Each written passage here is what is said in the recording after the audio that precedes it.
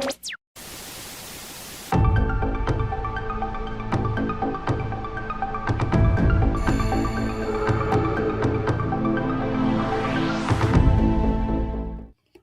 evening, everyone. Welcome to tonight's watch party for the 1989 film Pet Sematary. As always, I'm Andrew, and I'm joined by Dom. Welcome, Dom. Hello, everybody. I am hyped for this one. You're hyped for it, are you? Okay, well, let's get through let's do the sync point, and then I'll do a roll call, and we'll get down to it. So, everybody who's watching the film, tonight's sync point is approximately 20 seconds in, where you see this screen where it says Paramount Pictures Presents. Okay, so there we go. That's our sync point for tonight. Let's do a roll call. I can see over in the chat we've got Hell If I Know, Sharon, Ms. Swift, Phonic, Brainwire, Mad Matt, Jedi Wizard, Calbot, Neil Whaley, Phonic, Edward the Black Prince. And there we go. So let's quickly get into this film in a minute. So Dom, when did you first see this film? I first saw this film, I believe, when I was a teeny tiny Gage-sized toddler, because my mom always tells me how I was the spitting image of Gage when she first watched it. It would have been on VHS because I wasn't born in '89. But yeah, my first conscious memory of this film must have been I was like 10 or something because I was on a big Stephen King kick. I read loads of his books and I really wanted to watch all of his films, and I was confused why I couldn't find a book for his Maximum Carnage Rampage film. I didn't realize until I was older that there wasn't a book for that. It was just madness. It was just cocaine. Okay, so I can also see we've got a couple of friends joined us as well. We've got Immortal Rimus, welcome, and old Johnny Devick. Just to say, guys, joining, this is our sync point approximately 20 seconds in where it says Paramount Pictures Presents on a black screen, so it's after the main Paramount bumper. When did you first see this, Dom? I first saw this, I believe, when I was in the crib, but who knows when this entered my time frame. I saw this when I had a friend who was really getting into Stephen King and everything Stephen King. So we rented it and watched it then on tape from a legitimate video store, not from my friend with the not from our superhero, our resident no VHS in the boot guy. It wasn't the guy with the trunk of tapes where age appropriateness was not a matter. So I can see Ms. Swift says that she first saw it on cable. And Sharon saying it's always fun to watch a movie that came out before Dom was born. That's most of the films we've watched. Yeah, Jedi Wizard saw it on video when it came out back in the day. Mad Matt, not sure how actually watched this one or just know the lore. Neil Whaley, this always makes me miss my late cat. Me too, my friend. Me too. Yeah. Immortal Rimus, I got into a fight with my teacher because this film over the spelling of Sematary, because I watched the VHS recording off TV when I was 7 or so. My mum found out and watched it. So it was back then. Hell If I Know's VHS, Sharon in the theatre. It's about the time King wrote the book. Wow. Okay, so let's get into this. Here we go. So let's do the countdown and we'll get going.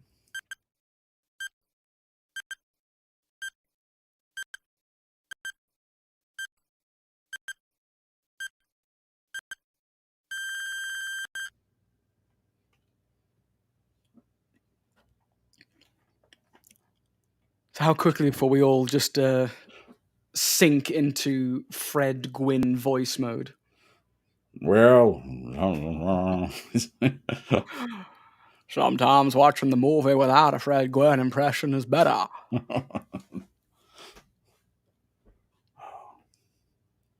you know what I'd like to imagine, though? That Judd is actually an aged Herman Munster. Yes, I believe it too. That's my headcanon. Honestly, though, the premise of this, it just sucks, doesn't it? Because it's impossible to not be empathetic and wish for an animal to come back. I mean, people, when they die, they can be dickheads. They can be nasty pieces of work. Yeah. Animals are just... they're just there. They exist and they live their best lives mainly for us. And I'm often quite controversial when some people have died in the world. I'm kind of the opinion that if you're a dickhead in life, you don't stop being a dickhead because you're dead. True. Yeah, so there we go. But there we go. I've got some chat comments to read here. We've got Hell if I Know saying Fred Gwynn retired near my hometown, is buried near the great actor. And Mad Matt says he's met Denise Crosby. Well, that's fantastic. Sharon saying, I think, yeah, that's true, Sharon. That was something we were meaning to do. We should have a moment just where we remember Roger Corman, who we sadly lost. In fact, why don't we honour him by scheduling, because I've got a gap in the schedule here, in a couple weeks, why don't we pick a Roger Corman film? Absolutely. I'll let Put the your chat. suggestions in the comments. Yeah. Yeah, if I can get 5 suggestions from the chat, I'll put them on a poll for tonight, and we'll pick it. Okay, so we've got Battle Beyond Stars. Yeah, it's one of my favourites. Deeply missed and a beloved filmmaker who set the careers of so many people up. Arguably one of the most influential people in Definitely. Hollywood.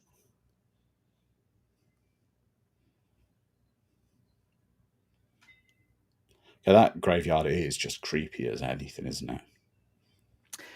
So back in my house in England, there is the street I grew up on was a busy street, but we had a park right next to us as well. And that park had an area so similar to this that you had to trudge through thickets of dead branches and such to get through. And I remember very distinctly finding that place and going, "Oh, look, it's the pet cemetery." I wish my lawn was that thick and luscious. Oh yeah, it'd be grand.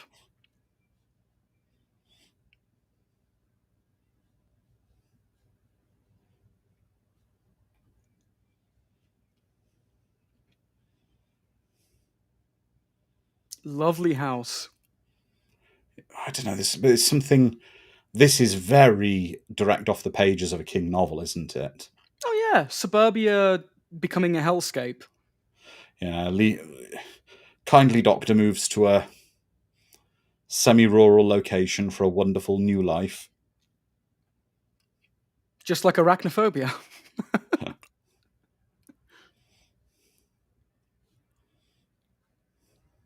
Actually, I'd kind of love it if they said, "Well, a few towns over, there was all that drama with that big spider doctor who moved up there. I moved away from that town to avoid the spiders."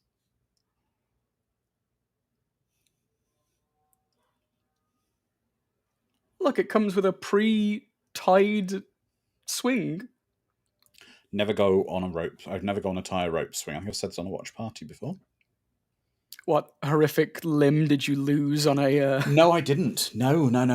It's a story about Elizabeth Shue. Oh. Elizabeth Shue in the 80s rented a farmhouse thing, very idyllic like this, for a big family get together. So the whole family were there, and it had a rope swing, and her brother was on it, swinging back and forth. The rope snapped, Like that? and he was impaled on a tree stump in front of the family and died. Well, ouch. Yeah. See, and it snapped with her. That looks like the Munsters house he lives in. I'm sorry. It does.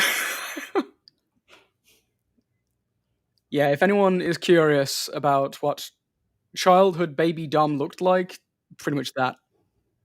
I don't think that's a very good pet carrier with a clear perspex side on it. Right?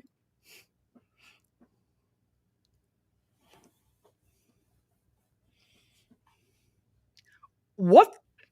I was about to say, what did these kind of vehicles do to Stephen King to make him so upset with them? And I remember he had an incident where he was hit by... Yes, James, I look like the cat in the box.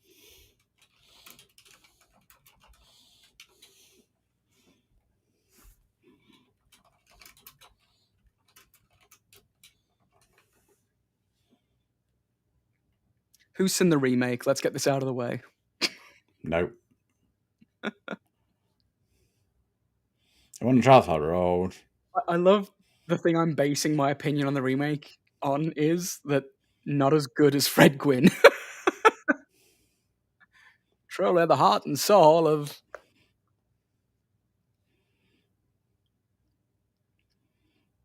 Hello, vaguely sinister neighbor. Vaguely sinister? Okay, Fred Gwynn was my neighbor. I would think nothing of... Of course, he's got a pack of cigarettes just chilling in his dungarees.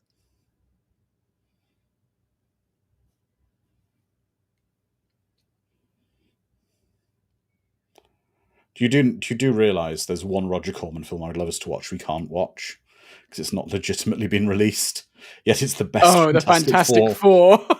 Yet it's the best Fantastic Four movie. I know, it really is. Yeah, James, John Lithgow's good, but he's not Fred Gwynn.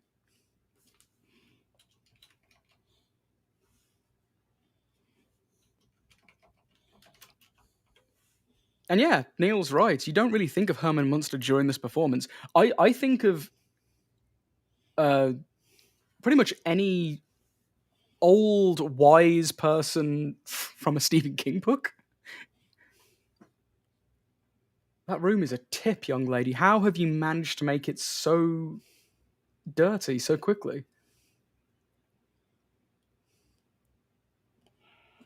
James is saying, isn't it sinister when you take dead things to the cemetery when you know they come back as evil? Yeah. Yeah, but that's what happens with all doctors' receptionists, isn't it? Yeah, exactly. You find the closest corpse and then just bring them back.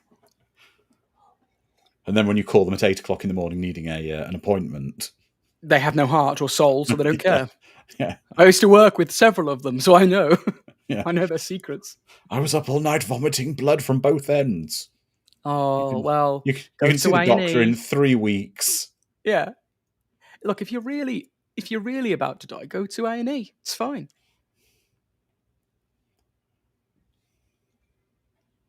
We might do that one another time, James. Mask of the Red Death. Sometimes pets are clever.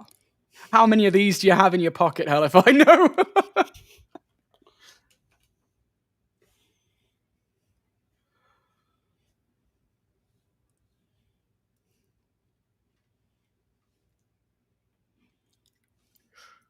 It's the same way I feel whenever I get like a can or a bottle and I offer it to a guest. Okay. Hang on a If I second. go, Ms. Swift. Ms. Swift says, I've seen the Corman Fantastic Four. God, it was bad. Yes, but it's still the best Fantastic Four movie to date. plus they had like $3 to work with. Give them a break. Yeah.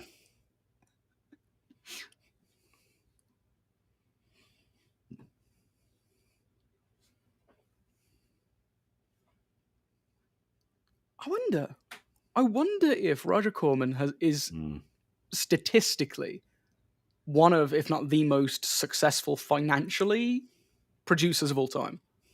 I think he might be, given that he made profit on most of his films.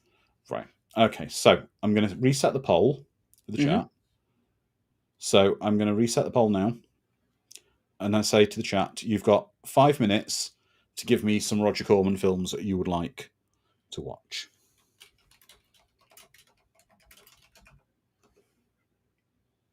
Oh, welcome, Felicia.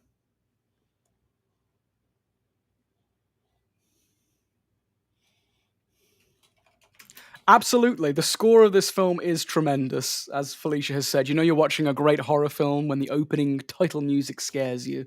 Yeah. In fact, I think Stephen King is on record saying this is the only time he's written like a book that genuinely frightened him. Yeah, but also King was, should we say, a student of modern pharmaceutical technology. Ah, yes, that's what we call it these days. Yeah. No, James, we're not going to watch the original Little Shop of Little Shop of Horrors. Horrors because we did the more recent one.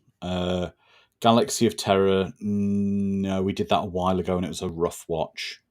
There's a very particular moment that's very rough, and oh good, yeah. When doing the In Search of Tomorrow book, I was tasked with finding all the images associated with the book, so I had to watch that scene too many times because I had to find a clip for it. It was horrible.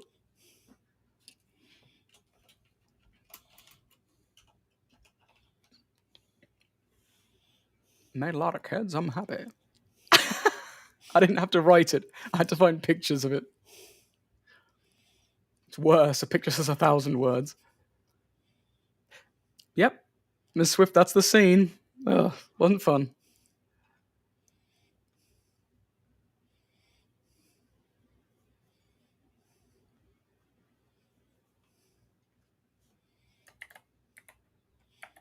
I like the fact she's asking for the baby, like she wants, like, I don't know, like an item.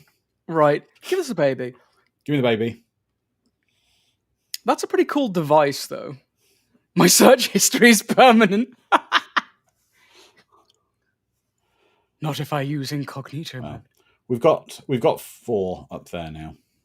It's not so we can't do another one at some other point.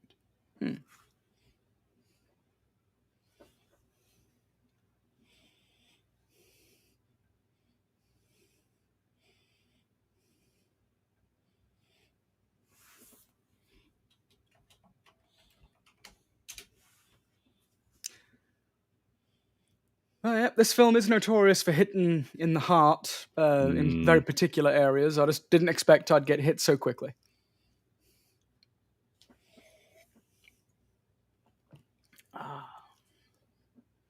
This ain't a scary place, though.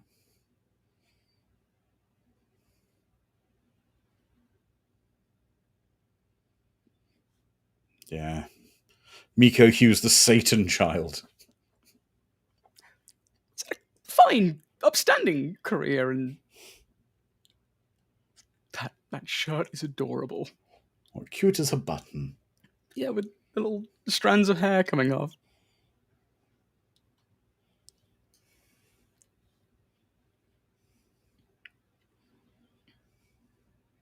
I'm gonna need to go and hug Bones after we watch this, aren't I? Aww.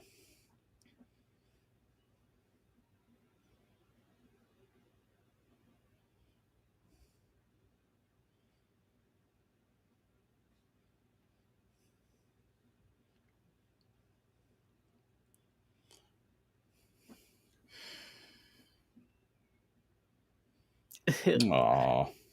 It never gets easier either. No. No. Church is such a cute cat as well. Look at him.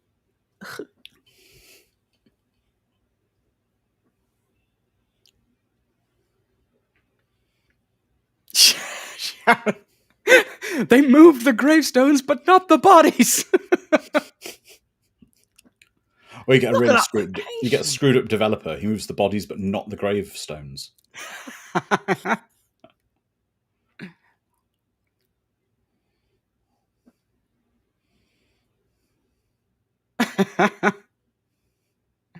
In the UK, they're what you'd refer to as NHS glasses. Absolutely, they are.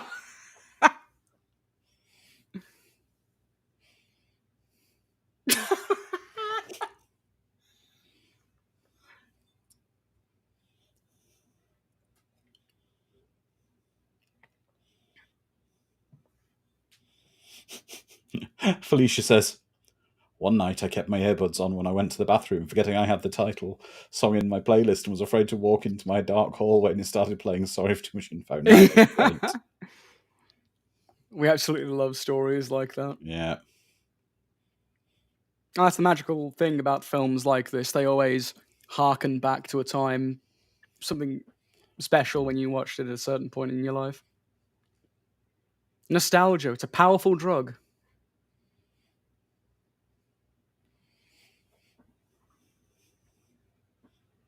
Like I said about my mother, she doesn't watch this film because it reminds her of the time when I almost walked into the road. So Gage, He's a right, sorry, dickhead. you in your kid when he's throwing things at the cat. Right. Half of this won't be He's acting, though, old will enough. it? He's old enough to be told, No, don't. "No, you don't, Gage. You do not throw your eggs, especially at the cat." You eat your huevos. Well, luckily he's protected. Exactly, Miss Swift. This kid was already evil.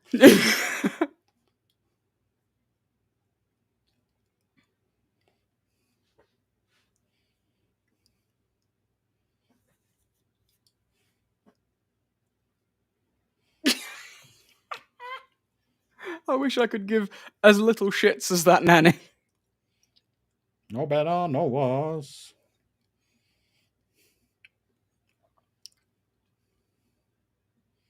So is everyone in rural Maine just kind of cryptic and And the kind of way they talk as well. sort of Well, sinister?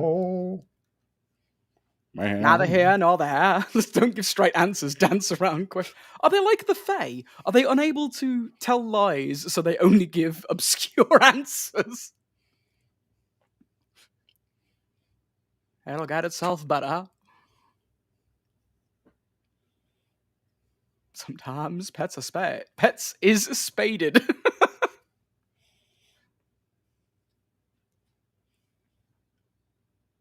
Oh, Gage looks proper sinister there. Just, He does. oof. You know what I like to now think? Let's link this into a movie universe. He got hit by a truck and that injury. That's Toe Cutter from Mad Max. Ooh, yes. So the apocalypse, or is he flying over to to Australia in about a week? You know, gasoline. Got that gasoline.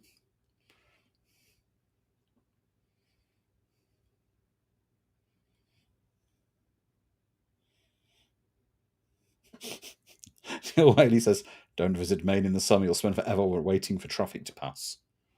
I believe it. Yeah, exactly, Sharon. Gage will go on to be the kindergartner who knows about the reproductive body parts. Actually, hang on. Also, he'll claim to be possessed by Freddy Krueger. It's true, yeah.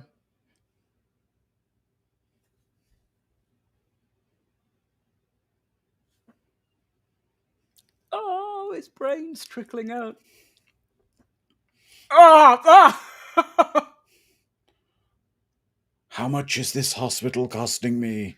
Yeah. Take me to a cheaper one. I don't have insurance.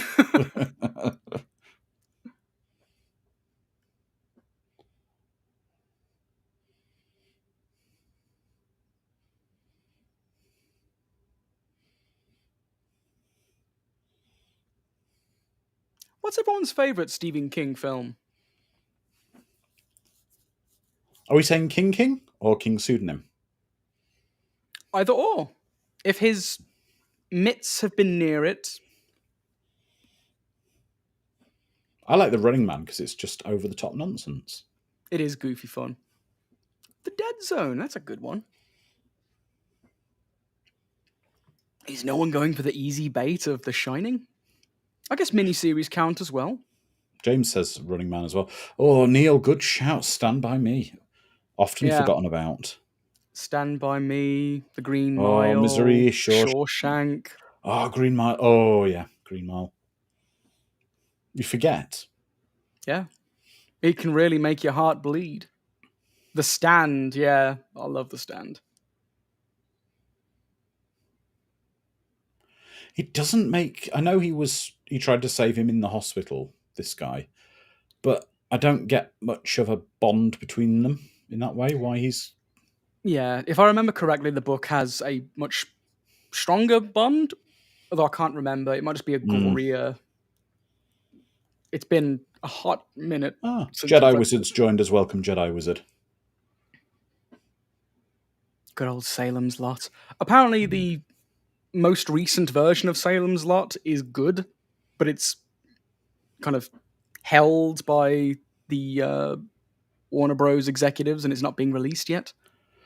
Here's the thing. Why has Stephen King, if everything's set in Maine, never done a story about a giant lobster? The Dark Tower has these things called lobstrosities in them. I want kaiju lobster, Dom. Yeah, they speak. So they say, "Did a chick, did a chum," and they take someone's thumb. No, I want kaiju lobster eating elementary schools in Maine. We have Pacific Rim for that.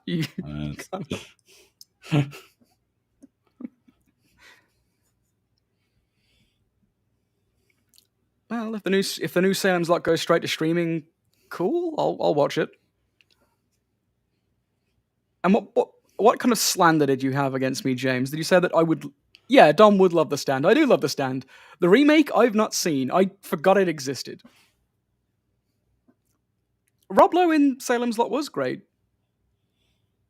I mean, we did, Neil. Yeah, we did have a giant lobster in Deep Star 6. Yeah, obviously.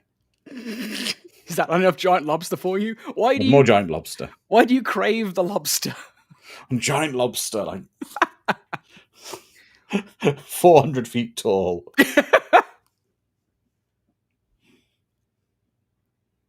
No, don't worry, Sharon. I don't plan on wasting my time with the Stand remake.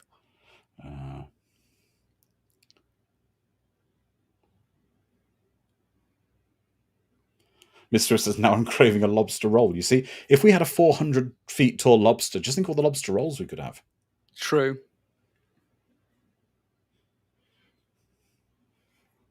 True, Mortimus. Steam Kings, it alludes to the idea that Pennywise is one of many monsters from the same dimension he comes from, so there could be a giant lobster monster there. I hope. Pennywise is the antithesis to the great turtle, whose name I can't remember. It's not Shardik, that's the bear. Andrew fondly remembering another homeless man's Steve Gutenberg movie. Steve Gutenberg himself told me about that film. He told me about a giant lobster. Actually, I'm going to say, I'll tell you, next week we've got a film with Steve Gutenberg in it. We'll fill you in at the end. We've been goot free for too long. We need the Berg. We need the Gutenberg. Yeah. Christine? That's not a Gutenberg movie. And it's not Lava Lantula. Maturin is the turtle. Thank you, Miss Swift. Oh, he's gone to bed in his scrubs. That's surprisingly comfy. Yeah, no, I'm sure they're surprisingly comfy, but...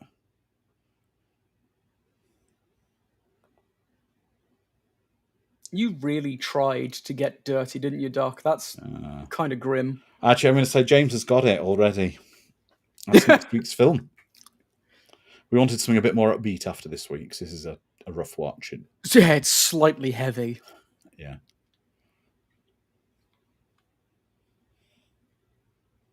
It's a huge...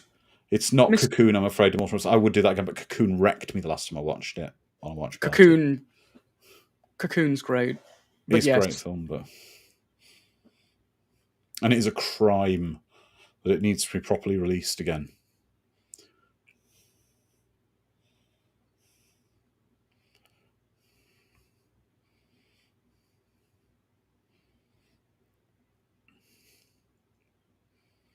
I've just realized something, and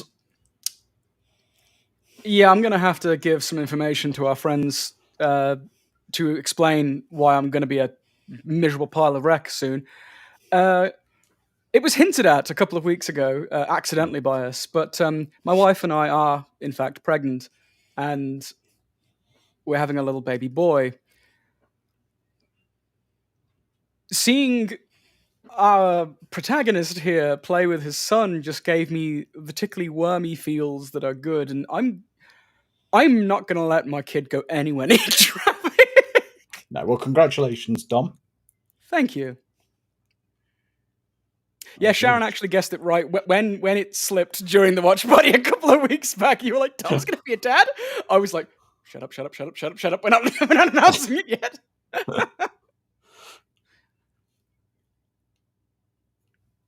Thank you, everybody. That looks so like the Munster House. It does.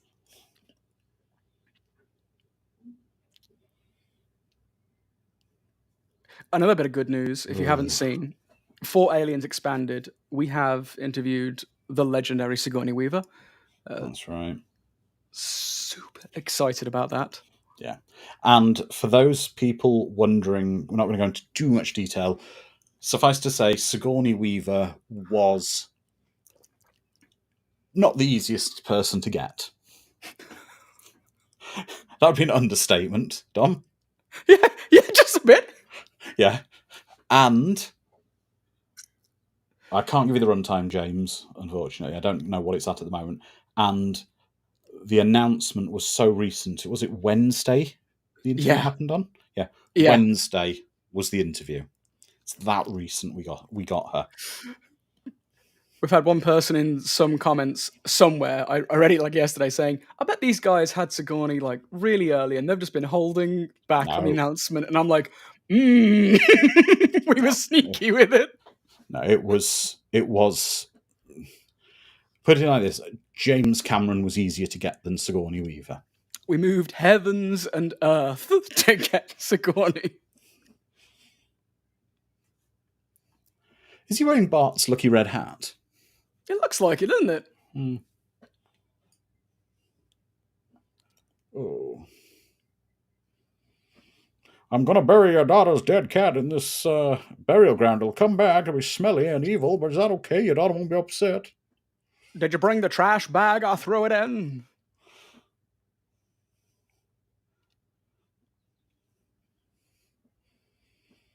This is what I know the little girl's going to be upset, right? But he knows that what will happen when the cat is buried there. Judd knows exactly what will happen. You know, he talks about the ground went sour that many years ago and the nightmare. Oh, sorry if you're not seeing this. And the nightmare he had with his dog and all this stuff, right? Yet, my dog came back really evil and tried to kill everyone. But we'll bury a little girl's cat in there and that'll be okay. Well, maybe if you get there soon enough and they're barely dead, it'll be fine. Spoiler alert, it's not. That's just the ancient Indian spirits escaping. It's the ancient. It's just the ancient spirits of evil warning us not to do this. That's the hell mouse. Don't worry about that now. Beautiful trees, though. Yeah.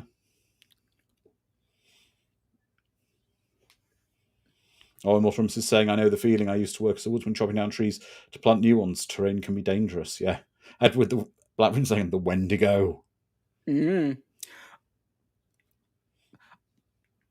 think I read Oh, somewhere. Calbot, welcome. It says, congratulations, Dom. Thank you, Calbot. So right now, Dom is eating for two. Yep.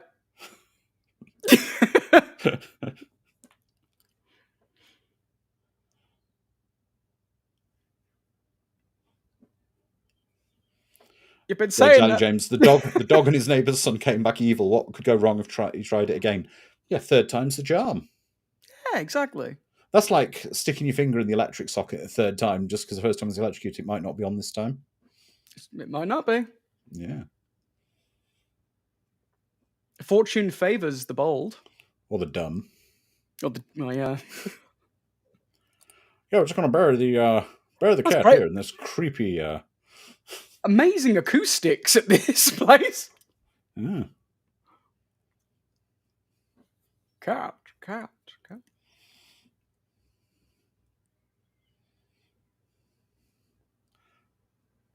We're going to harness some evil powers here. I'm using your kitty cat as a testing ground. See if I can.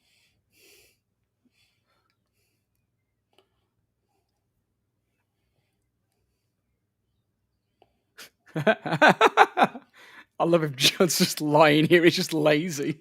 Yeah. Johnny's saying, if at first you don't succeed, try again. Yeah.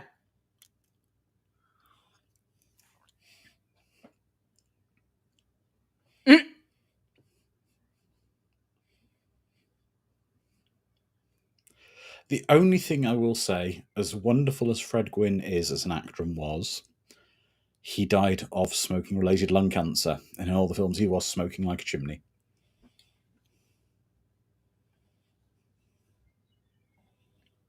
Decent age, though. 66? He looks way older in this. All right, I take it all back. He died 4 years after this. So it was maybe 61, 62. Boy, he looks rough. Yeah. But I will say we do have a watch party scheduled as the last watch party of the Summer of Popcorn this year, and it is going to be his final movie role.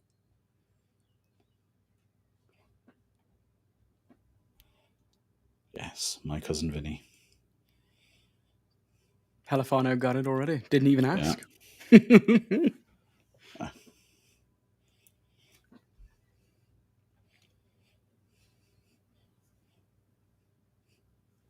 The way he says Lewis, I keep hearing Lois.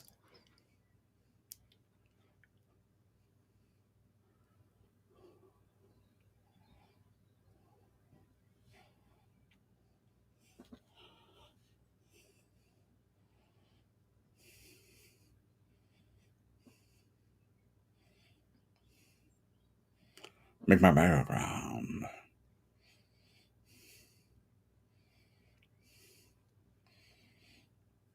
Deja vu moment.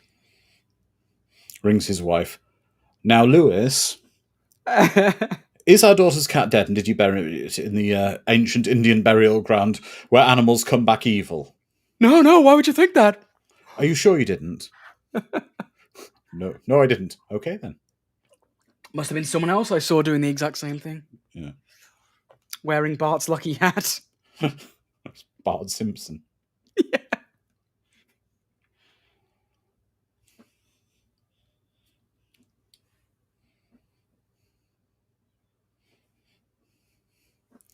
They gave me a crucifix with a dagger in it. It's wonderful.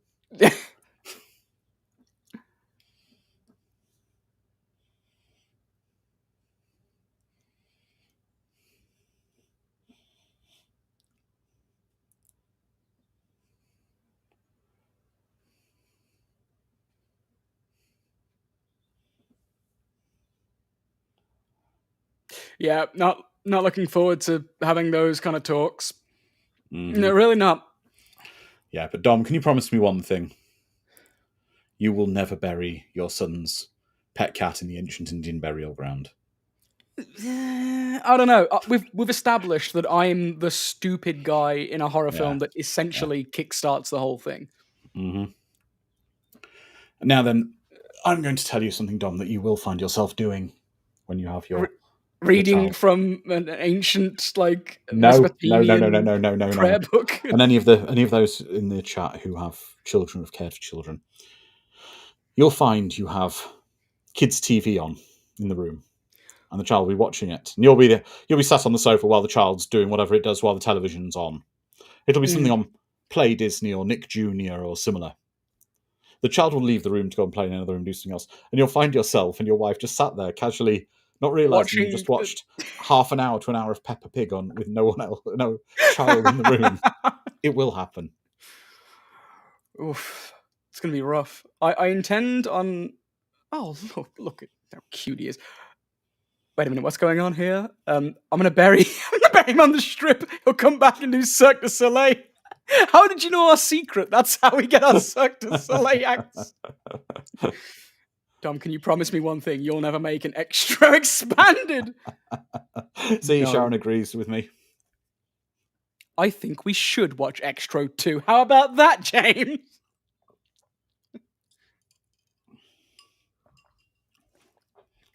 Extro 2 should have been part of Aliens Expanded because it's closer to an Aliens movie than it is bloody Extro.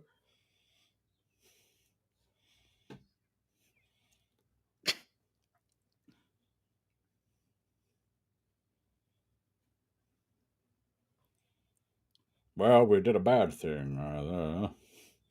How contemporary of a kitchen is this? Cast iron, stove, tin cans everywhere, beer everywhere. You've got a problem. It's Bud. True, yeah.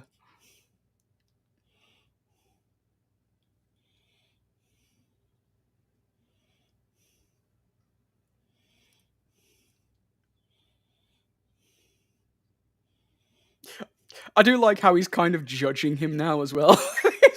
Yeah, he's like, well, why did you bury the cat in the burial ground? You're too easy to manipulate.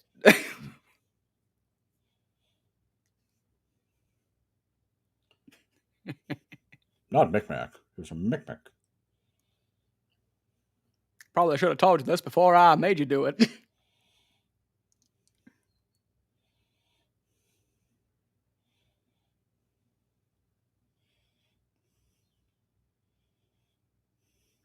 The Ragman. Yeah, the Ragmole Man.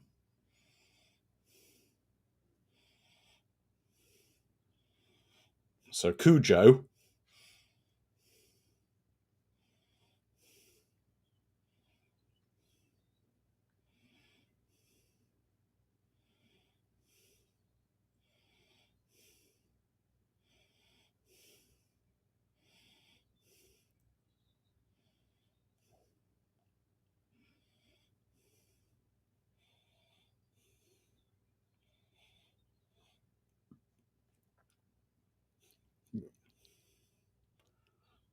I think I did it because I like dicking with you.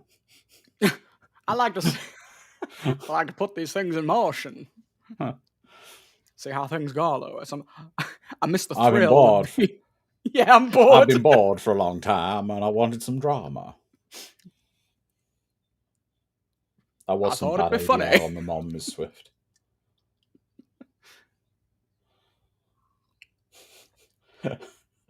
Mad Matt saying, "Why is your commentary making me crave Pepperidge Farms? Partridge Farm remembers. Like how you choked that hooker out? Pepperidge Farm remembers."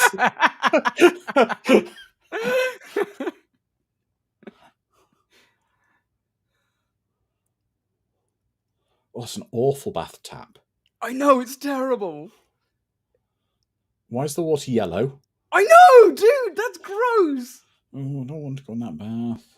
Looks better there. Hmm.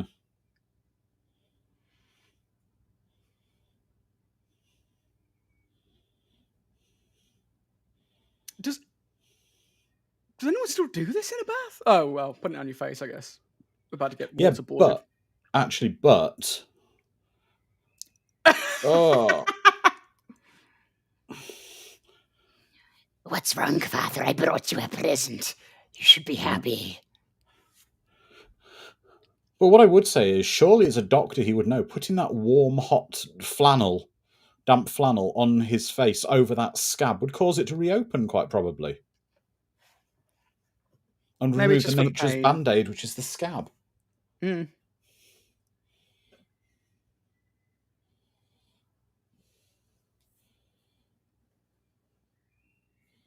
Yeah, Edward, true. That is normal mannerisms for a cat.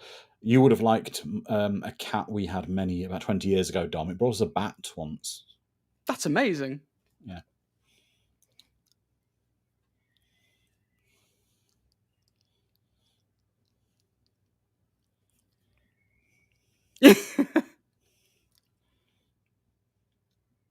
Was it a private plane or was it just a small plane? No, it was airline. It was Eastern Airways or something.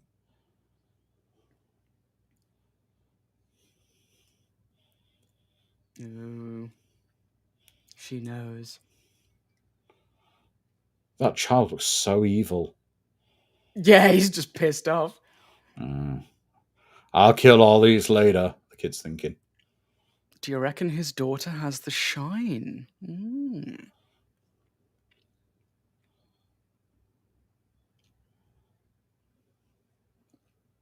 I think I asked this last time we watched a Stephen King-ish adjacent property, but what's everyone's favorite Stephen King book? I've never read one. Never. Oh man, he's got some I've, good ones. He's got some no, bangers. I've genuinely, I've read very few books. Seriously, in my life. I've probably read maybe no more than 20 books in my life. Yeah, that's fair. Actual I think- books. Yeah. What do you all think of the Shining miniseries? I kind of like it. I know it's goofy, and I know it's like it's not as cinematic and perfectly constructed as the Stanley Kubrick film, but I do like the miniseries. It's very close to the book. I think it's very very well acted, even Oh, though it's like gosh. goofy.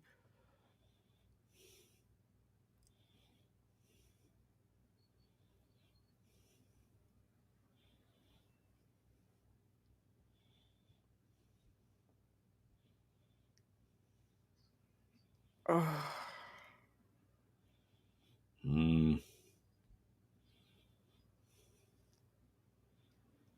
The Stand is a great, great read, and yeah, it is a bit of a biblical tome. Reminds me, actually, it wasn't a suicide thing. Actually, something happened with my family on this Friday Oh, just gone. I had a phone call from my mother, actually on the Saturday, to say, my parents are in there. My father's in his late 70s and my mother's in her early 70s. Their neighbour, who's in his 80s, lives on his own.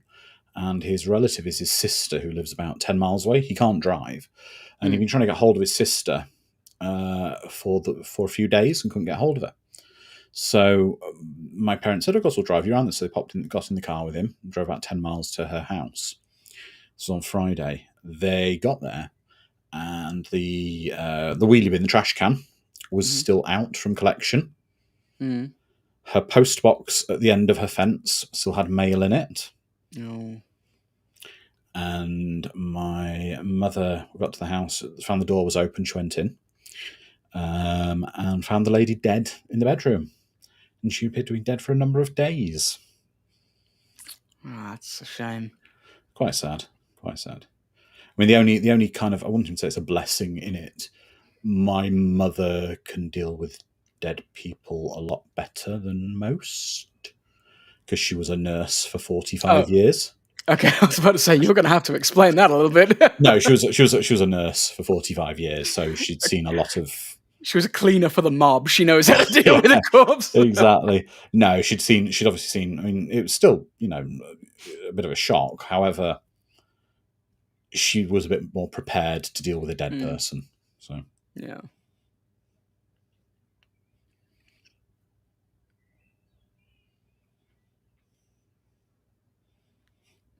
Yeah, Miss Swift. Stephen King on writing. It's a book. I like the biography parts, like you said. The writing advice is definitely a mixed bag. I don't know a single author who gives good writing advice at all. Like they're either successful or they're bitter people. So they either say try your hardest and you'll make it, or don't bother and don't quit your day job. Those are the only two pieces of advice I've ever gotten from writers. So the other thing about the Missy thing as well there is, I used to work with a guy, and a few years before, he was a police officer, and he stopped being a police officer. Oh. And the reason being was he was about 25, and he was a police officer for a few years, and then he quit because of what they were putting him through because of his physical attributes. And that sounds strange. He was 6'5", 6'6", big guy, like an American football quarterback kind of size, big, strong guy. Unfortunately, he would often be dispatched to where people had hung themselves to help cut them down because he was physically strong enough to carry the body, help lift the bodies down. How rough, being known as the guy that takes down those who have hanged themselves. Yeah. Oh, that sucks. Yeah. Welcome, Mixina. Hello. James Hellier, Under the Dome book is good. I really enjoyed the Under the Dome book. It has a strong connection to It as well, doesn't it? It's got the creature from It, I believe, towards the end. Oh. Okay, so here's the thing. I've mentioned in the past my brother has a physical and mental disability. Mm-hmm. I never understood why people who say this is a scary film are scared of Zelda. This would be parenting problems on her part, I would say. Oh, yeah. A child would be afraid until they're taught not to be afraid. There is nothing to worry about.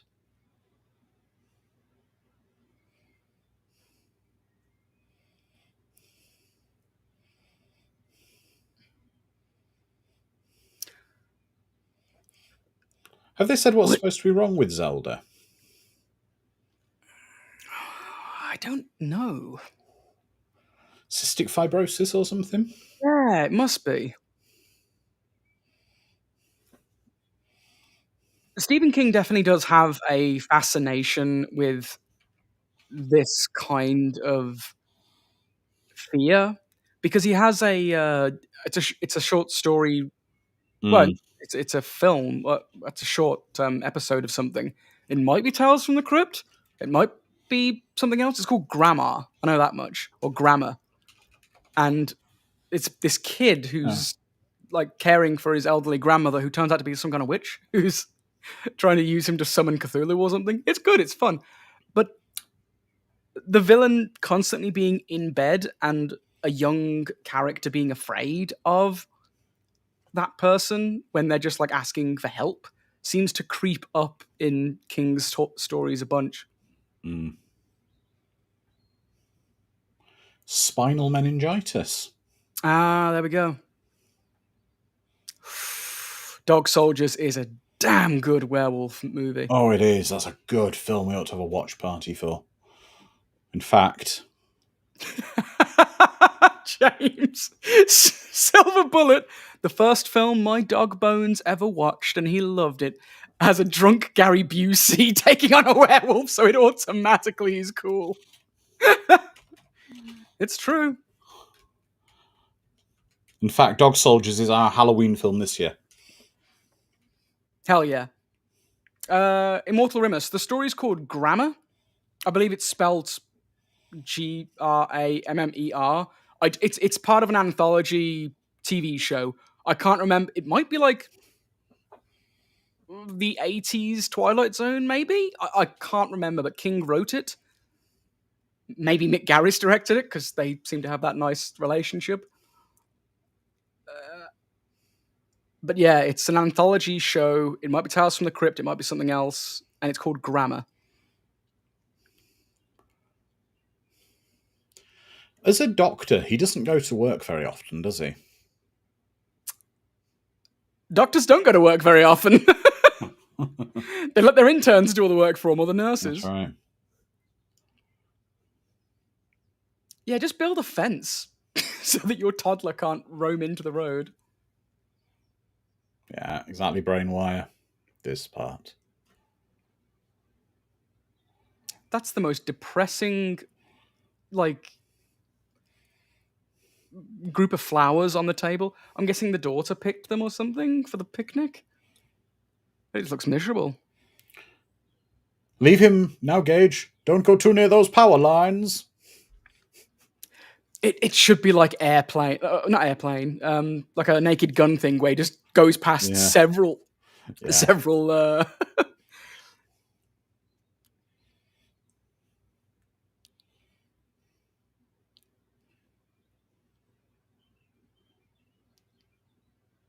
I keep yelling for a fence, but it's never going to happen. Yeah. Shock collar fencing. Jeez, man. I would. Yeah, you can put underground like shock collar lines.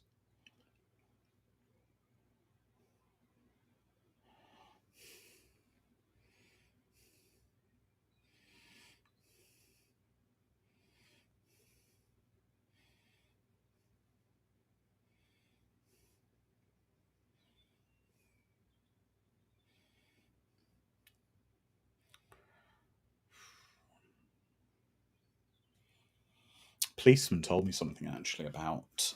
He was a road traffic investigator. When I found, I was with a friend, and I picked my friend up from the train station. We were driving home, and a guy came out of a gas station in front of us, and he accelerated away up a hill really fast from us. And then as we were going up the hill, we were quite a bit behind him. I said to him, "It's all foggy here." And it wasn't foggy. He'd crashed his car into a wall sideways on. The car was ripped in half. We found the guy. And he was never the same after the accident again. But the investigator told me, because he came around to talk to me the next day to get statements and things. He said, in accidents involving vehicles, if someone loses their shoes, they will usually die. Yeah. That was stuck with me.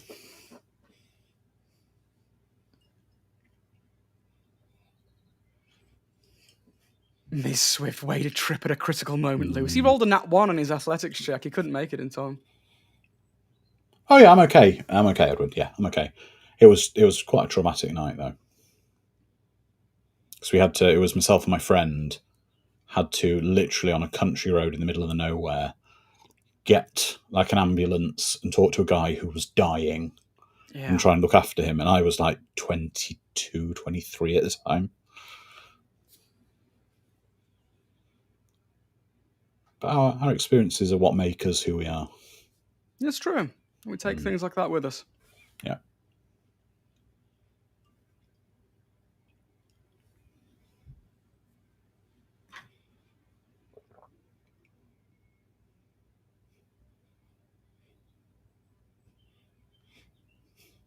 Loss is one of those weird things that is indescribable. Yeah. It's just as well she didn't have a hamster or a gerbil that died. As well. Just That's this how Critters armada. got started. Just this armada of undead animals.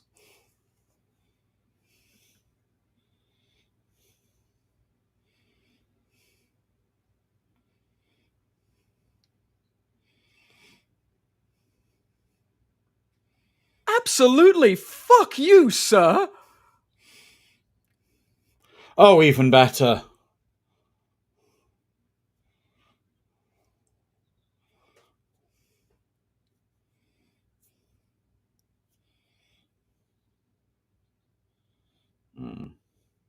What's wrong with you? Whew. I'm usually quite a calm, chilled dude, right? I don't get aggressive with people. I'm a verbal person, not a physical one. The one time I have been in a physical altercation was when I was a child who freshly lost his dad, right? I lost my dad when I was 7 or 8 and went to school pretty soon after. And this one little snot-nosed piece of garbage decided to take the piss out of me for not having a dad anymore. And I just lost it. I beat the crap out of that kid until there was a bloody pile on the floor. I was taken to the principal's office and I was told, it's fine. I think probably because it's expected that a small child, who has no history of violence, must have had something happen to him. But yeah, if I was in that position, I know that I would not it would just go red. If someone dead, to blame. Oh, no. Getting angry just thinking about it. Exactly.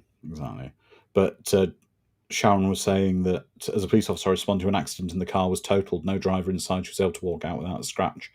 That's the only accident you responded to that you remember. But you went to others with injuries or worse and you blocked from your mind. Understandable.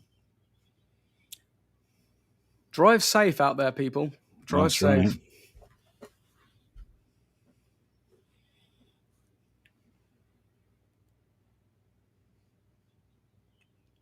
Because of all the issues with Boeing right now, I've got a few people who are saying that they're afraid to fly.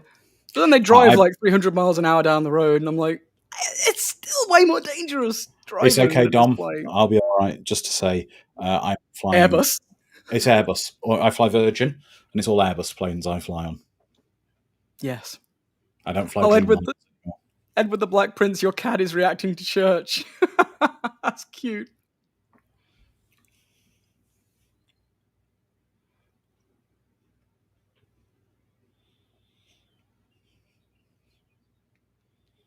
Whatever you do, Sharon, just don't go on a boat. They're disgusting. Yeah.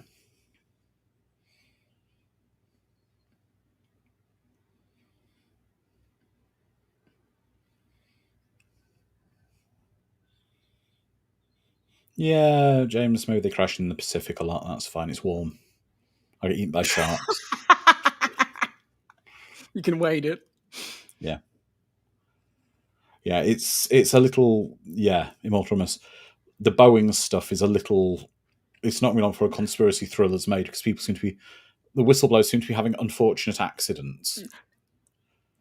I love Boeing. Please don't kill me. I've got a kid on the way.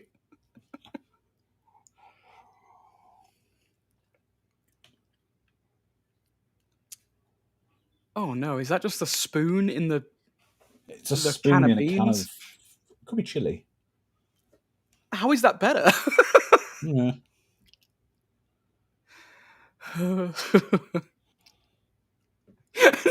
Next week, Andrew's gonna be like, Dom couldn't join us for this week's watch party. I'm not sure why. Very inexplicably, a 747 dropped on Dom as he was walking down the road. But it only landed on Dom, nose first. It's very strange. Sometimes silence is better.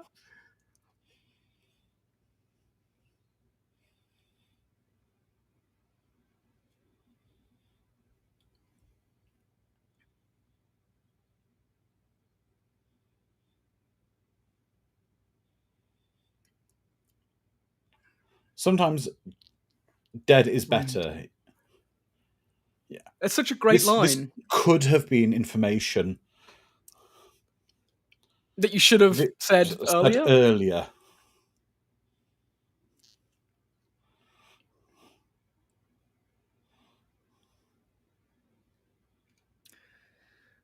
This is the thing, though.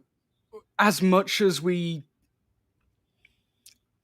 think the crux of this movie is the overwhelming of emotion over logic, and it gets the best of us all the time. When, say, for example, someone says some nasty words to you, and you get angry, and that overwhelms your logic, and you hit someone. You feel stupid. Everyone's worse off for it. Sometimes little shits deserve a beating, but no, you shouldn't ever hit people. It's never better. No. Violence only begats more violence. It does. But loss is equally as powerful, if not more so, than anger. Yeah. And I know for a fact I'd be weak. I would, because I'm an emotional person, I would fail each and every time. If I lost a loved one, which I have, I would, in a heartbeat, bury them in the pet cemetery and bring them back. Well, Timmy, we saved him from that house fire, and he got a job in a Waffle House, where he works to this day. Beating everyone.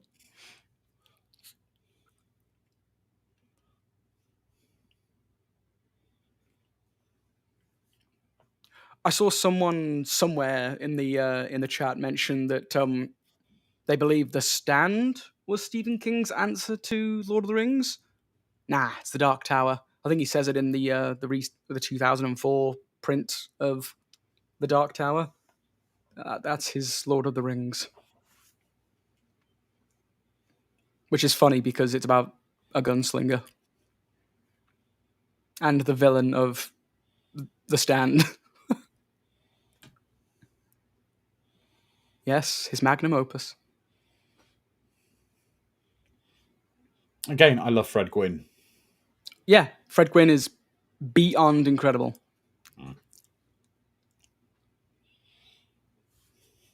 Timmy and the Lords of the Underworld, Miss Swift. That's a deep cut I didn't realize I'd remember. Darkness fills my heart with pain.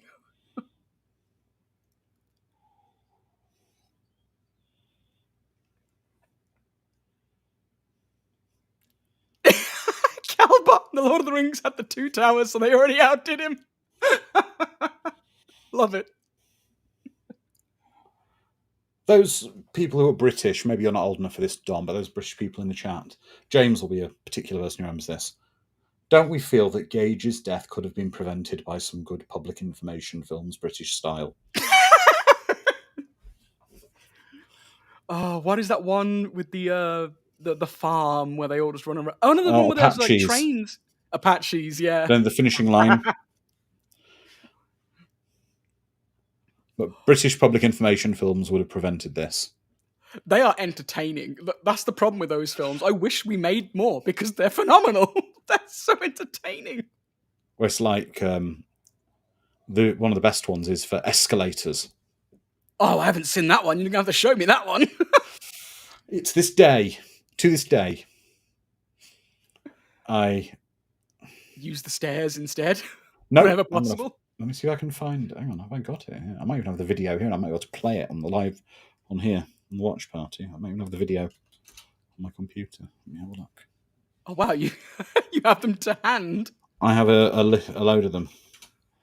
I got them here. Why are you doing this in the middle of the day, you absolute ghoul? Why are you digging up your son's corpse? Wait till nightfall at least. Ah, Rob Zombie's girl. Welcome, Rob Zombie's girl.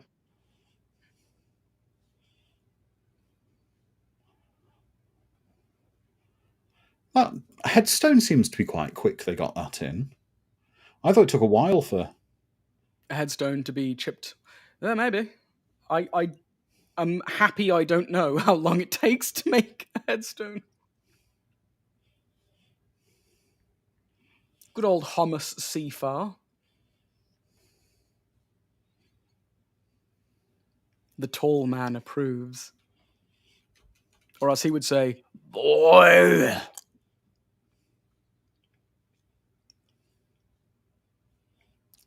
Enter the Green Cross Code Man. You mean Darth Vader?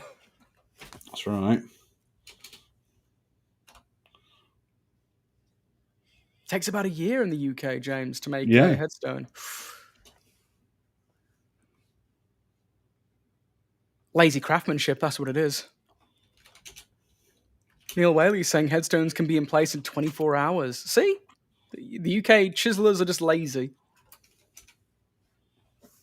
Then again, they're dead. What are they going to do? Complain?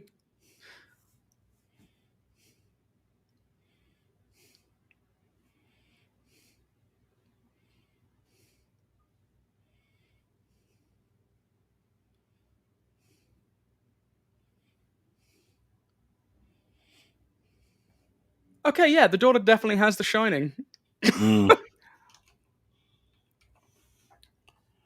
He's a good ghost.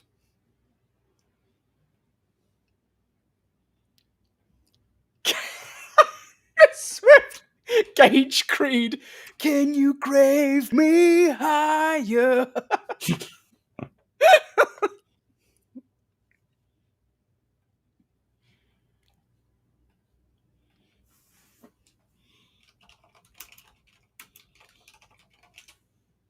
Maybe it's the shinning. Shut up. Not his shin. Get sued. Definitely my favorite Treehouse of Horror episode. I've got the shinning. You mean shining.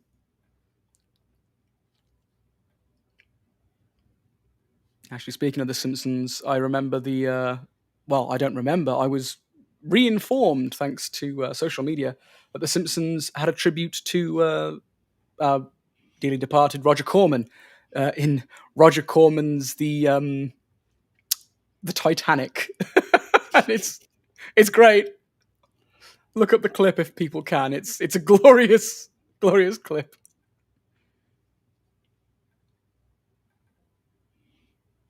Right, let's see if I can do this without disrupting it for everybody. Yeah. Oh, you're trying to show the yeah, I've got it. The video.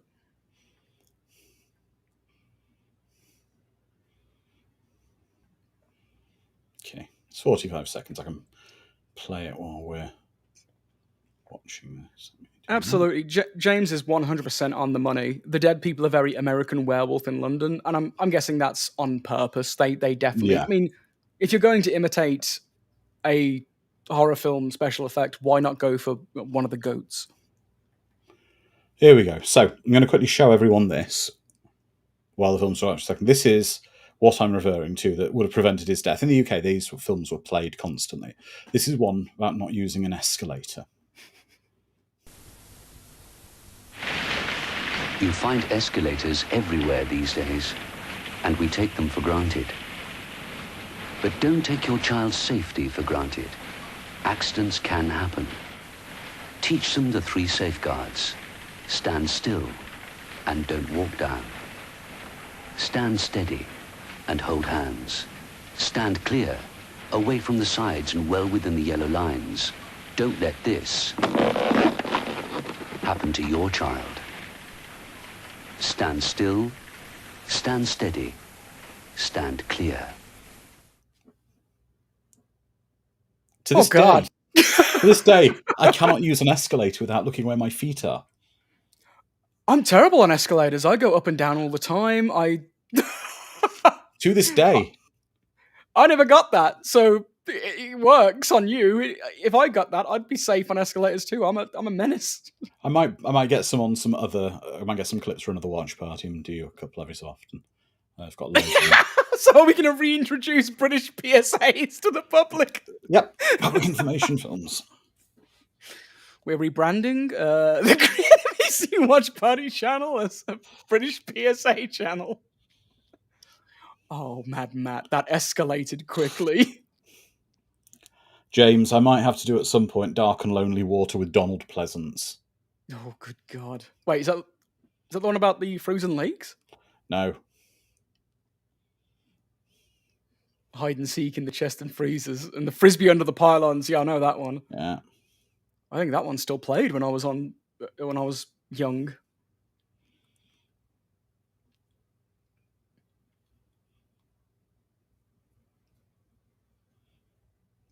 It's like when they bought that house, did they not think, well, there's a dangerous road outside? I mean, yeah, all right, Judd's lived there long enough. The road obviously has come after the house is, but the people buying it, you kind of would comment. Here's the thing about buying houses, and this is the thing I didn't realize until like last night, I think. My wife and I were walking our dog, and we saw that in our neighborhood, one of the houses near us doesn't have a street light anywhere near their house. And it's like, if you bought that house, you'd notice during the night how dark it is, but you wouldn't really think about that when you're looking at the place and thinking of when to buy it. I wouldn't anyway. I don't think of that kind of thing. And again, for like the road and how busy it is, I'd probably not notice, which is why I probably shouldn't be the one buying houses, because I don't take these things into consideration. I've got to be honest, Gage being so small, when he was hit by the truck, doesn't appear to have a lot of superficial damage to his body. They had a really good coroner who put him back together.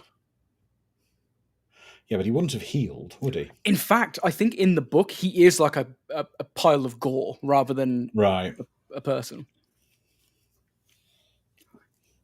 Exactly how Sharon, sometimes dirt is smellier.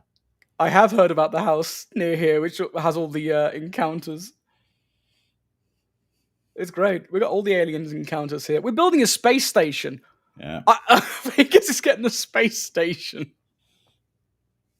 Well, what's happening now is she's having a nightmare about a big blobby thing of printer goo that's going to kill her. Oh. Why? Because I'm bored, that's why. That's right. God, that was such a goofy episode of Star Trek.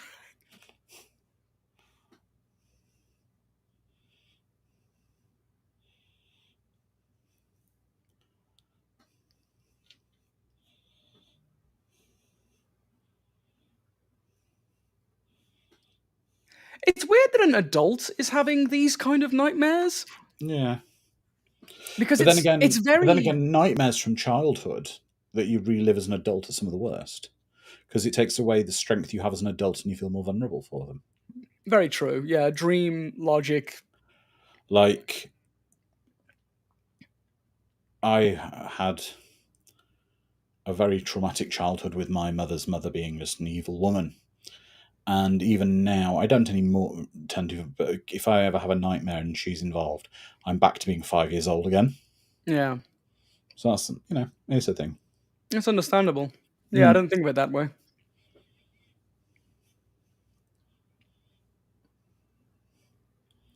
DC-10 plane, which we don't use anymore. I like to think I'd be this kind of ghost, a sassy asshole, rather than... See, this is another public information from like falling asleep with a cigarette in your hand. There's one Yeah. in your house down. It always is the last gate, Neil. It always is. No matter where you fly to, it's always the last sodding gate.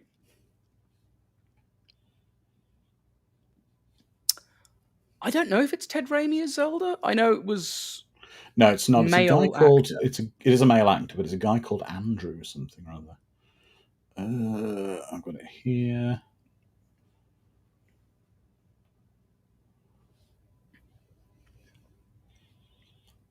It's Andrew Hubertsteck.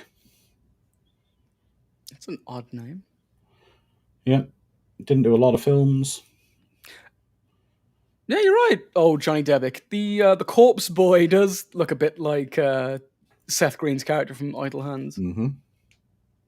Yep, That's another fun one. Huberstank. Back in Really? Dom's early 2000s rock. Yeah. With Creed and Puddle of Mud.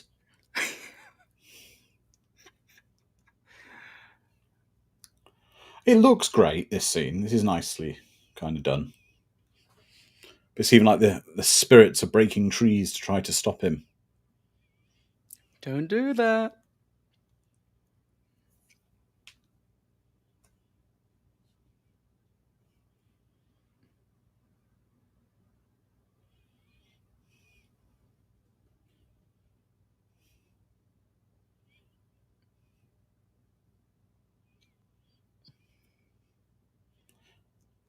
But you do realise that even though it's got the scrape on the side, and we will note on our paperwork, you will be charged for the scrape.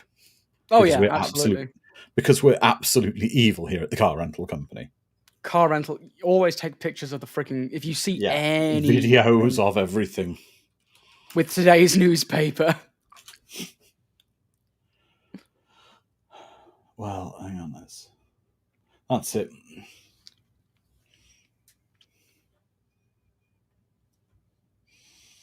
There's a guy. It was in the paper the other day in Los Angeles. He rented a Tesla Model 3 for the weekend in LA. Fair enough. Mm-hmm. And after returning the car, they charged him an additional $277 for not refilling basically for not filling the car with gas. Your Tesla Model 3. Yeah. And he challenged it with Tesla, so not Tesla, with Hertz several times. Uh-huh. And they replied with Hertz, don't it? It's because he didn't take out skip the pump and save time. So the car was fully charged, but not full of gas when he returned it. He ended up having to go to the papers and escalate the matter before they'd actually accept you don't put gas in the car. That's incredible. Sadly, it's not unbelievable. That's the problem. I know, yeah, I believe it. They're like, actually, you didn't put gas? Yeah, they get a bit upset if you fill the back seats up with gas. Yeah, Model 3. I find that King does this a lot as well. They're trying to stop you. The evil. Yeah. It's like, what? Not that I'm not saying I want an explanation. I genuinely don't. But I think that line, they're trying to stop you, is just a bit too much.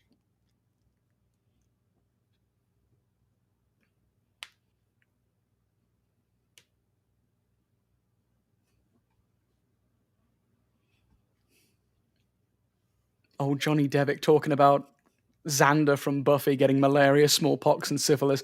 I mean, he deserved it. Xander was a dick. I've been watching Buffy again recently, and I'm like, oh man, Xander sucks. He's just the worst.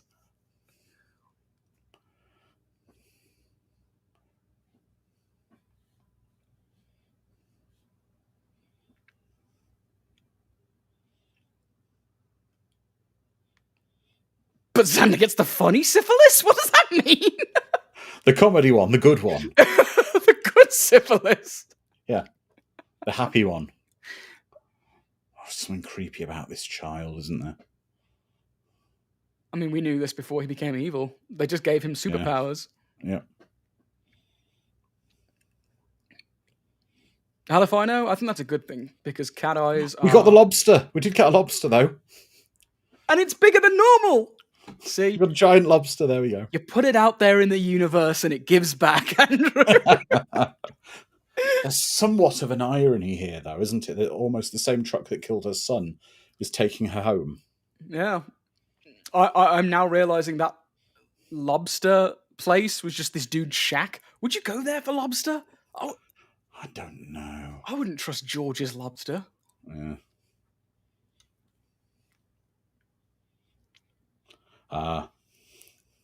Edward's saying the lobster's cheap and it tastes like bile. But at those prices, he was complaining. If it was Large Marge, that'd be great. Yeah.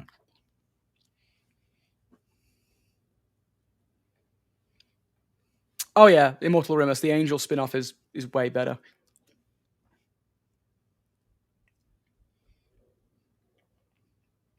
I've just got to like season 3, so Angel is not with us anymore. Do you know what I'd like? Kind of a Terminator 2 crossover here. For the truck as it's going down the road to flip on its side. Someone said there. But to have Gage with a shotgun shooting into it, riding it as it goes down the road, Terminator style. Trying to kill his mother. With the soundtrack as well. Whew.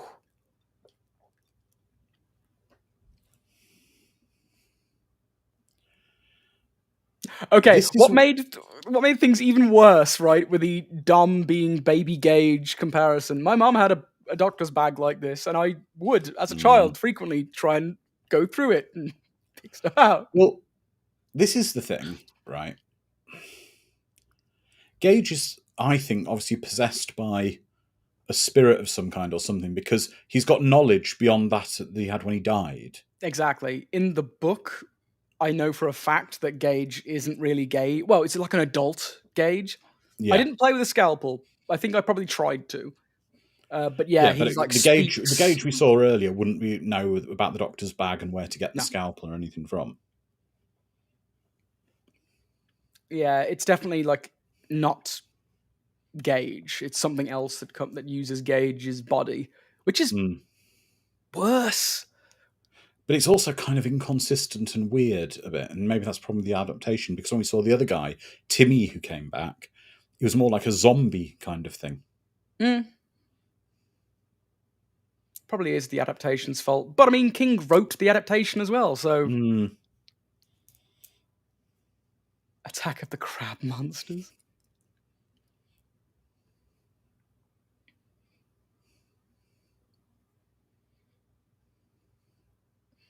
Because I mean, we saw when Timmy came back, he was very animalistic, almost like a zombie kind of barely functioning sort of creature.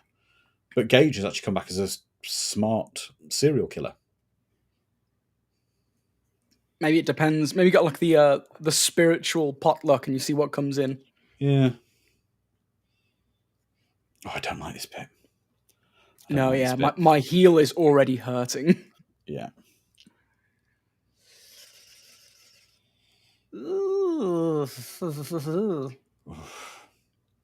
My Achilles heel. A scalpel in my ankle. It's my only Achilles heel. Oh. James means Chucky 1.0. He's just gone with Charles 1.0. Chunky 1.0. Gage is definitely more of a revenant. Oh, for sure. Yeah. I got a knife, kid.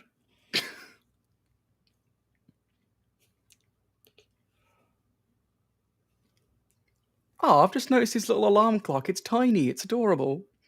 Oh no, I had a wind-up alarm clock once and I got rid of it. Why was it waking you up? I couldn't sleep with it in the room. Oh, because it was like... Yeah. The ticking.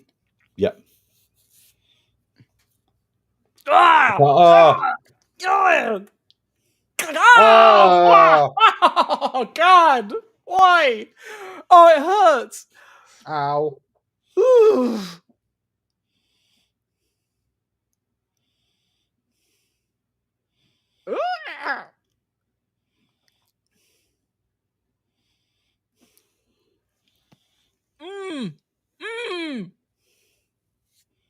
Huh.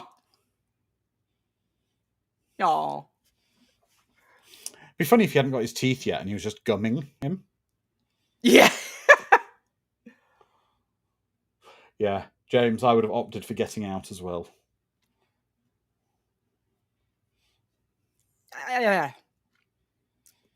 I do think it would have been made really cute though if Gage had ridden the cat, like a little like a little like a little saddle. steed. Yeah, it'd be brilliant. Oh.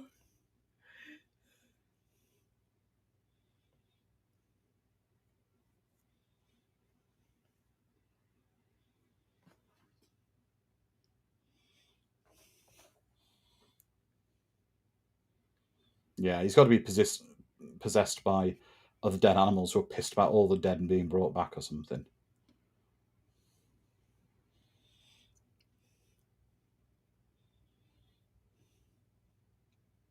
Now you see the truck explode as it goes down the road for no reason.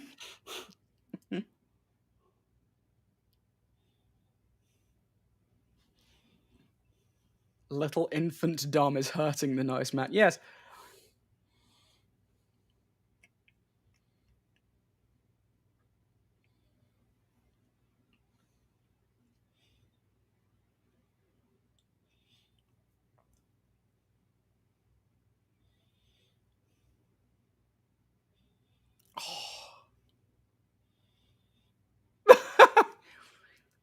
Could you help me get this out of my paw? It's a bit of Fred Gwynn. Yeah, Maximum Overdrive crossover.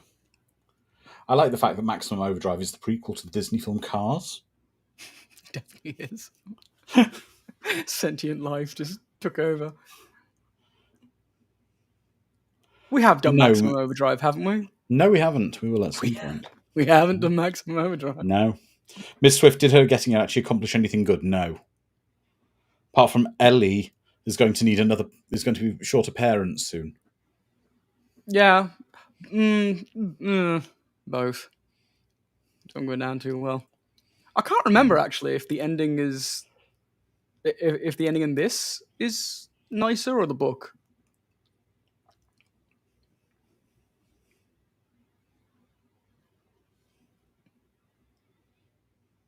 This is a proper downer of a film, isn't it? No, it is. It's a proper downer.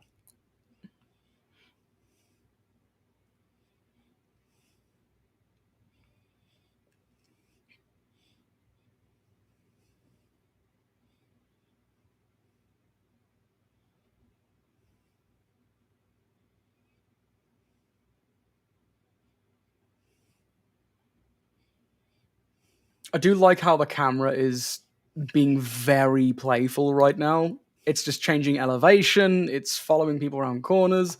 It's keeping everyone locked in shadow. It's unsettling. I love it. Yeah.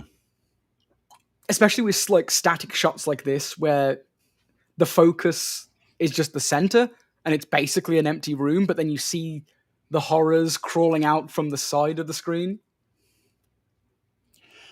The one thing I'm not kind of understanding is is this just evil spirits that have been awakened in the area? And this is why having any kind of description messes with you, because you... Oh, well, that looks adorable, though. It does! He looks adorable! And sinister.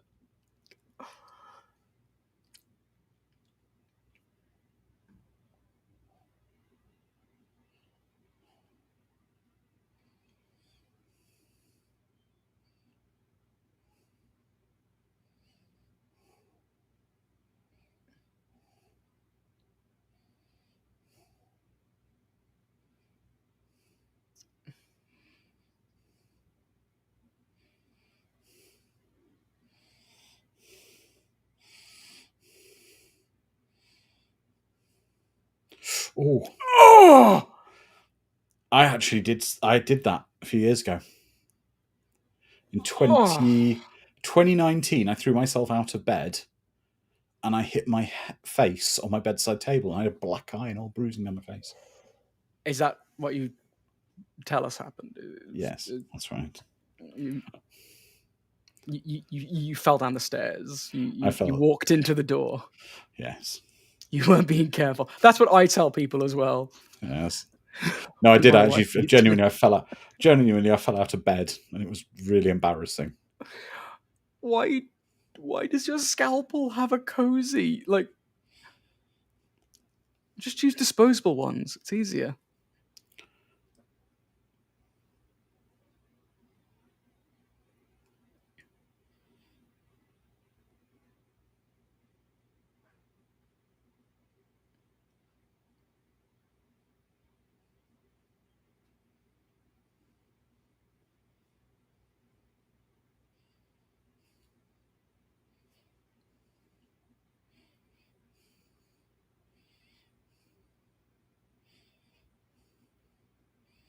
don't know if you can see that. Oof. Oh. Hang on, Bic? The pen company? They make scalpels? Yeah, well, they make razors. They make... Oh, yeah.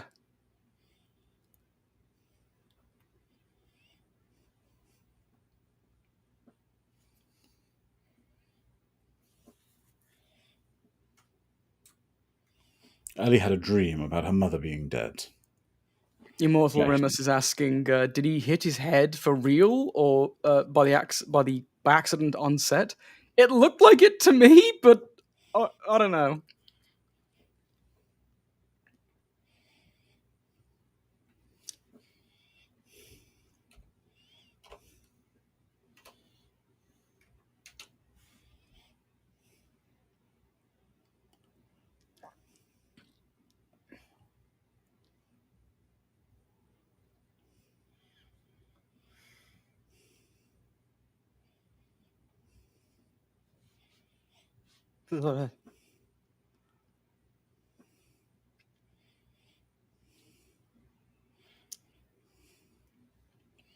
This is for leaving the Legos out that one time. Ugh!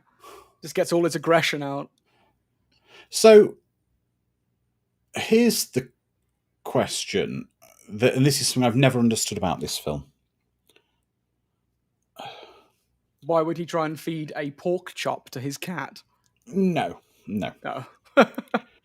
The cat smells because it's necrotic and rotting. It's basically a zombie, for lack of a better term. Yeah. Yet he can inject it with a large dose. I'm assuming that's anaesthetic. That poison is he's basically giving it an enormous dose of anaesthetic, which is what he's going to do to the child as well. If the flesh is necrotic and they're basically rotting and whatever, then surely...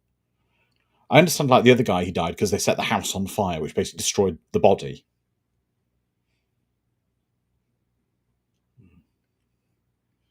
My only guess is that this is a like an anesthetic that numbs the body completely, so they aren't really dead. They're just unable to move. Yeah, there's no blood flow or anything in the body, is there? No.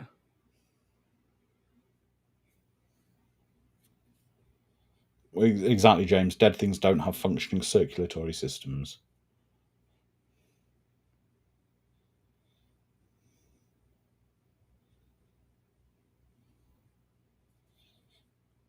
I actually really didn't like seeing that. No, I That didn't. That made me feel sad. That made me feel very sad because it gave me flashbacks to when my cat was put down. Same.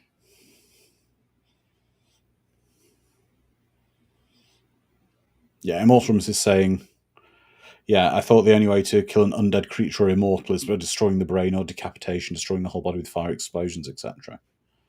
Yeah, and Neil, why would you walk into a house that looks like that? I'd just set fire to the house. Yeah.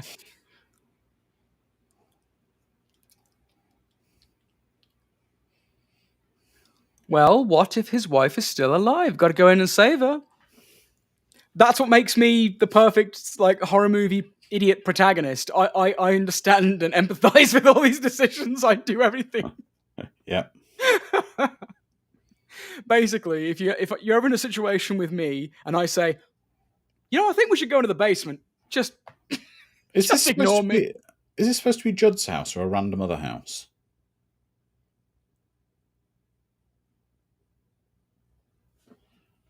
It's Judd's house, isn't it? It's Judd's house, yeah. Why has it... I know it wasn't in the best of shape, but it didn't have huge clumps of mould and stuff like that. No, it was a vision that Gage forced into his head.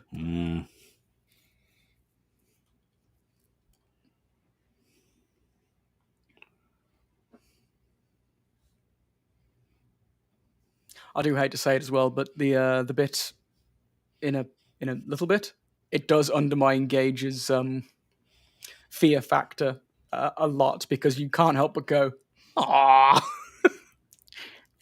it's coming up." We all know if we've seen it before.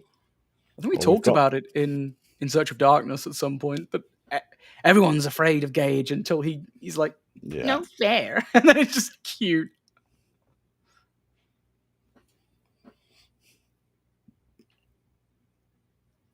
There we go. No fair.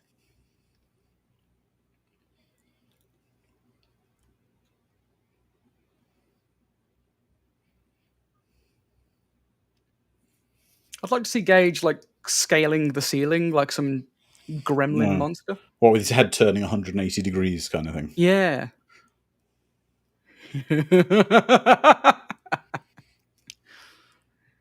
But he's so cute, Edward. He's so cute. He got a little hat and a cane. He's adorable. Tony, you just punt him.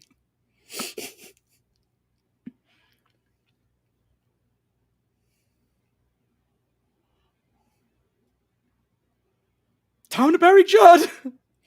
Yep.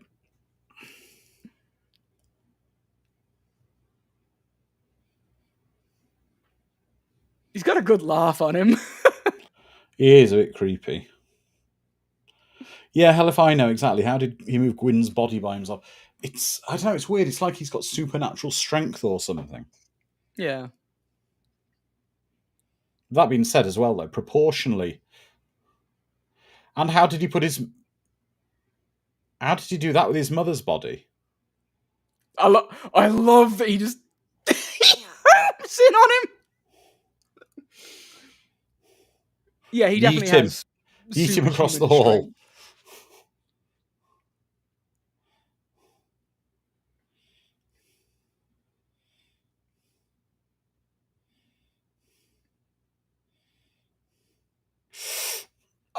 Oh.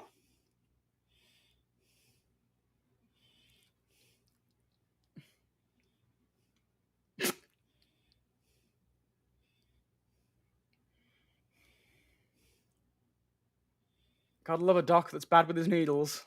Yeah. Let's be real. They always get the nurses to do it anyway.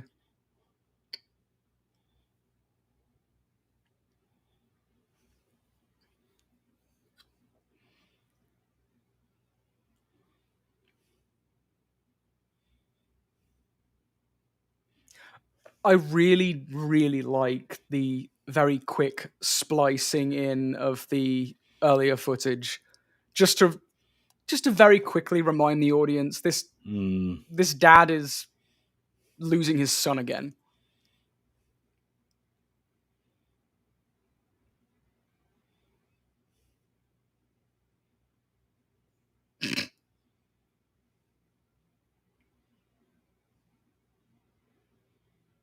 Oh! No, they probably accounted for that. I don't think they really hit the child's head on the door with the force. Nah, that almost looks like filming in reverse. Yeah, but they couldn't have done because the child couldn't have pivoted off the floor and then walked like that. What do you mean? All children can pivot off the floor easily. Dom, I'm afraid you're going to be very disappointed.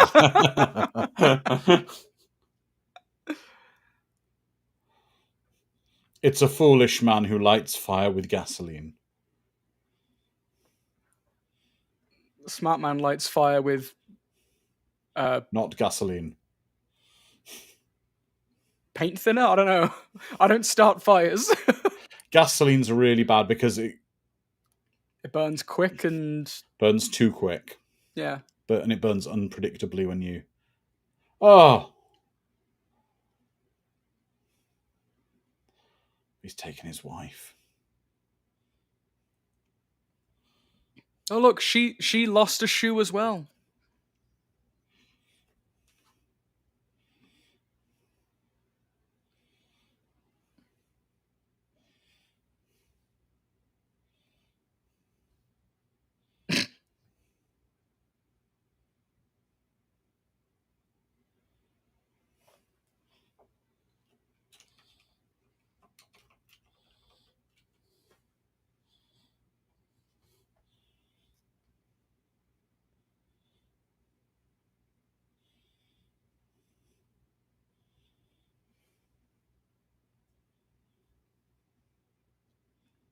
It's too late for him, man. Yeah. He's too far gone. Oh, they put the rope swing back up? Yep.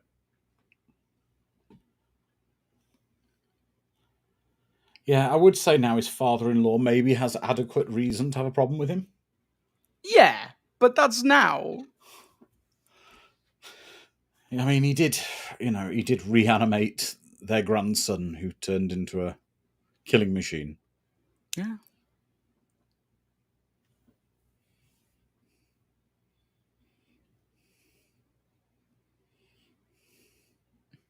See, the Terminator is coming. Yep. Yeah, but James, the problem is he thinks if he does it fresh, she'll come back okay. He's just, he's third time's the charm. He's giving it a go. Trial and error. Okay, so I buried her fresh this time. It didn't work. Okay. Now my daughter's dead. I'm going to bury her with a hat on, with a red hat. That might do it. Yeah, my lucky red cap. Yeah. Okay.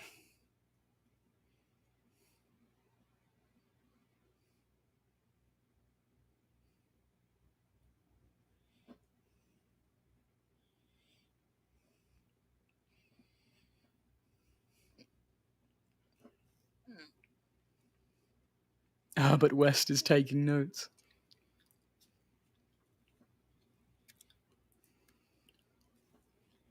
Well, Sharon, I don't think King could have made a sequel with the dad on a quest to bring back the dead over and over to get it right, because, well, he don't make it. That's a good point, Sharon. Maybe he did it because he knew the wife would come back and seek vengeance. Maybe he felt guilty about everything, and this is a very elaborate suicide. And then there's that. Oof. Oh, I can smell that. Oh, no. Oof.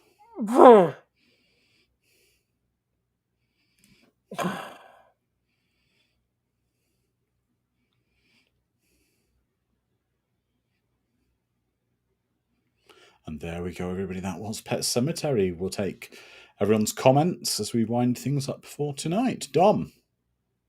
I love this film. I think it's very fun until it gets really horribly depressing.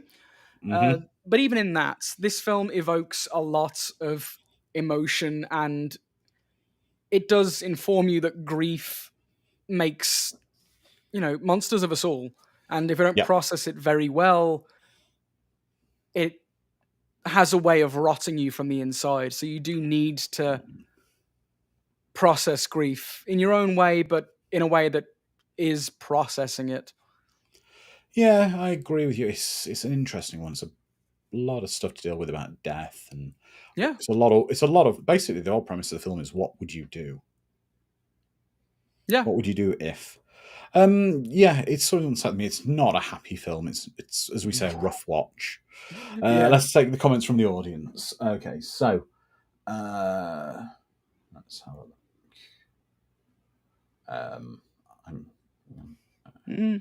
Old Johnny Arc. It's a classic, but it's not light cinema. Immortal is a Stephen King classic. A Hell of I Know, Gutter of Obsession. I Lived with the Black Prince. My cat enjoyed it. Neil Whaley, moral, build a damn fence. Sharon says lots of layers with this one. James says Mary Lambert's best film, which isn't saying much. Phonic, fun movie, bit scary, bit gory, nice atmosphere, good watch as always. Jedi Wizard, well, I guess that's been a while. Leave People Dead, that's all I can say. Wife's cheese rating, ghost pepper cheese, too hot and too much. Ms. Swift, sometimes common sense is better. That's right. Brainwire, such a great story of why Dead is better. Exactly. I had fun watching that. It's been a long time since I watched it. Right, let's end this poll. Let's have a look. So, and the winner is Death Race 2000 with 35% of the votes. So I've scheduled that in. That'll be the next few weeks. We'll be watching Death Race 2000. But we will be back in 7 days' time. And as we mentioned earlier, we will be watching something a bit lighter, a bit more fun, a bit silly. I think probably a lot of you haven't seen it. We are going to be watching High Spirits. Get our Gutenberg on. And I think for those of you who maybe can't find a copy, I've seen a copy posted on YouTube, if anyone can't find it. As well. It's on streaming services, but there may be a copy I've seen on YouTube. But it's a fun film. It's a very fun, silly film about a haunted castle. It's got Steve Guttenberg, Liam Neeson, Peter O'Toole, Daryl Hannah, Ooh. and a lot of great people in it. Very silly and a lot of fun. So we're gonna have a lot of fun watching that in 7 days' time. It's just silly fun. But I had a good time watching this tonight. But everyone, for the next 7 days, please be safe, be kind to each other, stay safe. Please do not, as tempting as it is, bury any deceased animals, people, your postman, anyone like that in a pet cemetery. Exactly. Don't cross the road. Be safe. So until then, everyone, take care and good night. Bye bye. Bye bye.